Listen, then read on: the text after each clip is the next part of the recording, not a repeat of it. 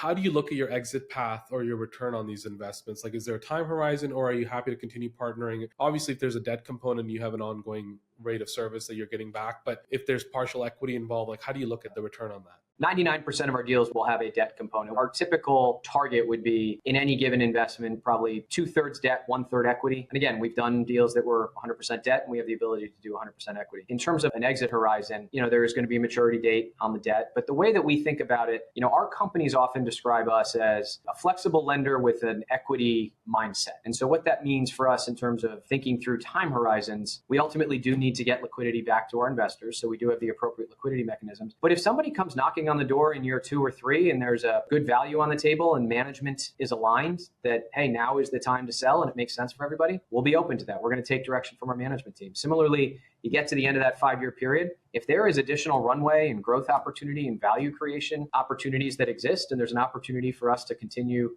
supporting those businesses, we'll do that as well. But that's going to be more on a case-by-case basis. There will be a maturity date to the debt. Oftentimes that is a trigger for either a liquidity event for our equity as well, or a discussion about that equity piece and how we get liquid on that. But we try and be responsive to each situation. If we're partnering with and relying on our management teams to continue doing what they're doing, executing and creating value, they're often the best barometer for when's the right time to think about exiting.